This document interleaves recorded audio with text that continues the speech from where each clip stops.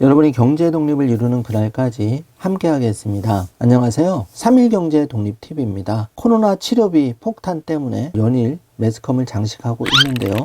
수백만 원에서 수천만 원 코로나 치료비 이제 국가가 손을 놓았다, 이런 비판이 쏟아지고 있습니다. 그런데 반가운 소식인데요. 내가 코로나로 치료를 받았는데 이 돈을 추가로 청구할 수가 있죠. 오늘 이 내용 궁금하신 분들은 영상 끝까지 함께 해주세요.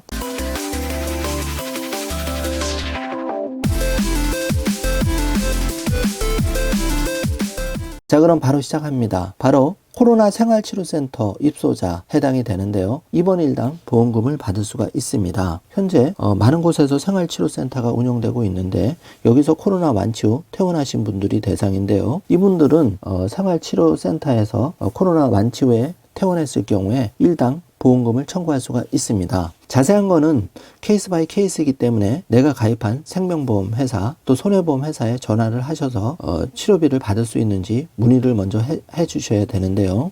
신문 자료에 의하면 생보사 관계자가 생활치료센터 입소한 환자에게는 보험금을 지급하기로 했다는 소식입니다. 재택치료 같은 경우에는 보험금을 청구할 수가 없는데 생활치료센터 입원 후 퇴원했을 경우에 보험금을 청구할 수 있다는 반가운 소식입니다. 생활치료센터에 입소했다가 퇴원하신 분들 필요 서류가 있는데요. 각 지자체 보건소에서 입퇴소 확인증 등을 발급받아서 보험금 청구 시에 팩스나 인터넷으로 제출하시면 보험금을 받을 수 있다는 소식입니다. 자세한 내용은 보험사별로 다를 수가 있기 때문에 생명보험이나 손해보험, 내가 가입한 보험회사에 꼭 확인을 해 주시기 바라겠습니다. 자, 다음은 지금 심각한 사회 문제가 되고 있는 중증 환자 코로나 치료비 수백만 원에서 수천만 원 돈 폭탄에 여러 가지 기사가 나오고 있는데요. 코로나 치료비 나라에서 모두 지원해 준다고 해놓고 돈 폭탄에 생계 파탄이라는 기사가 나왔습니다. 정말 여기에 대해서는 국가가 끝까지 책임을 져야 될 것 같은데요.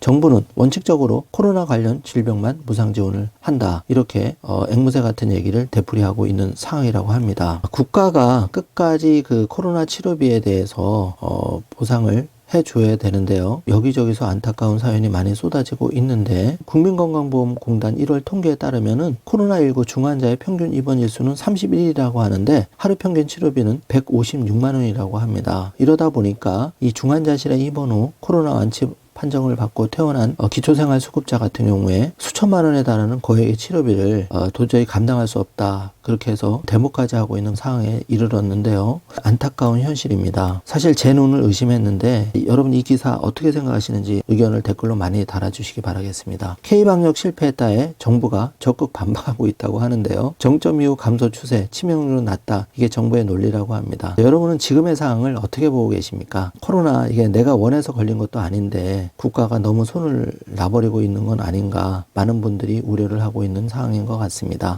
자, 이번 시간에는 생활치료센터 입소 후 퇴소자들 보험금을 꼭 청구하시라는 소식 알려드렸고요.